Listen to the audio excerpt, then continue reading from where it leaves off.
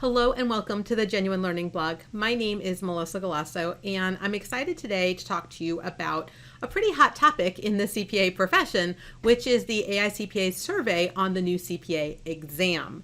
So the AICPA has been working with NASBA on updating the exam for some time. They've rolled out bits and pieces over the last couple of months, and now there is a survey out there available for us to provide feedback on what we think about the proposal. So this is the CPA world's opportunity to provide the AICPA and NASBA feedback on what do we think these CPAs need to know. So again, they have been overhauling this for some time with the goal of having the new blueprint available in 23 and the new exam in 24. And they really are looking at the breadth of the exam, what's covered, as well as the depth of the exam. So they've been trying to figure out what do we need and what do firms, people coming out of college expect, right? So if we're going to be hired as a first-year staff at a firm or a first-year staff at a government or a first-year staff in industry, what are the skill sets that we expect? And what we have found is that universities aren't necessarily preparing people for the future of the profession. So the AICPA trend report looked from 2014 to 2018, and one of the things that they said is that firms were hiring 29% fewer accounting grads because the accounting grads weren't coming with what they needed, right? So they were looking for skills in data analytics and cybersecurity and IT, and the accounting grads just weren't cutting it. So as a result, they started looking elsewhere. So then the AICPA said, well, we probably should look and get some understanding. And they did what they called a gap analysis. And they looked at US universities and they said, this is what the firms are telling us they want. Are you teaching it to the students? And as you can see here, the answer is pretty much no. So if you look at this, the issues here, there are significant gaps between what firms and practice is looking for and what we are teaching in the classroom, specifically related to data analytics. If you look at the digital acumen, which is at the lowest point here, right? Less than 70% cover any of these topics, and some of them drop down into the 20%, and that includes graduate programs as well.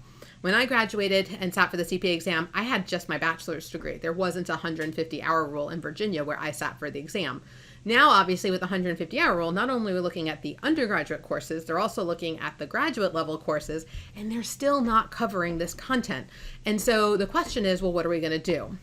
So as I had said, they've been working on this for some time. So last month in July, they released a survey of what they believe are the core discipline and draft content.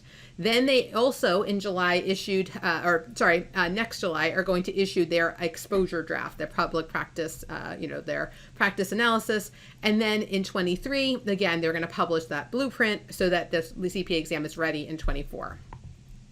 So we know a little bit about the proposal here, right? This is the new picture. That's the face of everything. The AICPA has time to go in with the core plus discipline, right? So we have a core. Everyone has to take the CPA exam in areas like accounting and auditing and tax.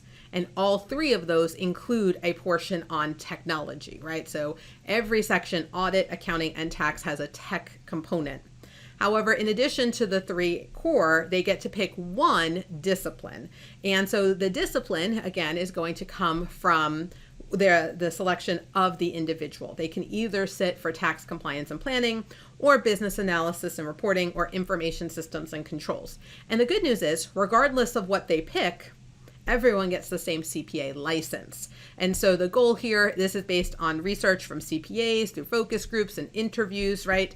Lots of different people participated, is that they felt like having a strong heavy in one particular area, right? So a breadth of topics, accounting, audit, tax, and then a deeper dive into some of these key areas. Now, the good news is if you sit for tax compliance and planning and then go into it and decide you don't love it, you can switch because you're the same CPA regardless. So if you decide you want to do business analysis or you want to do information systems, that's fine. There's nothing that says you have to work in that area, even out of school.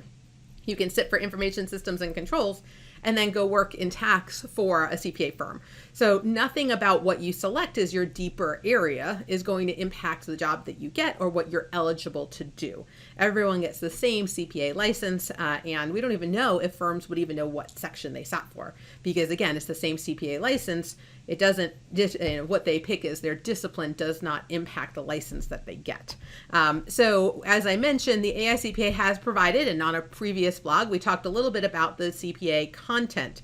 And so again, in the core content for accounting, you can see here area 1 is financial reporting, and that covers financial reporting for-profit, nonprofit, governments, SEC, as well as special purpose frameworks like cash basis or modified cash basis, as well as ratios and financial performance, right? So that would be one area.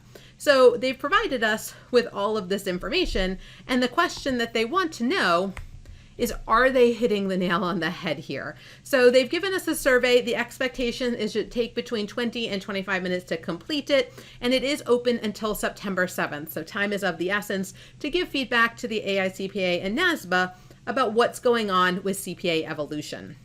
They have taken our feedback before. If you go way back, there was a crazy proposal out there that we were going to have non-accounting majors take the CPA exam. We said, no, that's a terrible idea. Let's make sure that we still have a strong accounting core, but then add on the technology and the data analytics. And so we have made a difference in where the CPA exam is going. So we want to make sure we continue to provide that feedback. So I encourage you to give the AICPA some feedback on, are these the skills that our next generation of CPAs are going to need to help support us in the profession? So good opportunity here. We have made this a clickable link at the website for you. All right, with that, we have a wrap. Hopefully you are going to provide that feedback to the AICPA so they can make good choices about what we test on the CPA exam. Thank you guys so much for joining me, and I hope to see you on a future blog. Have a great day, guys. Bye-bye.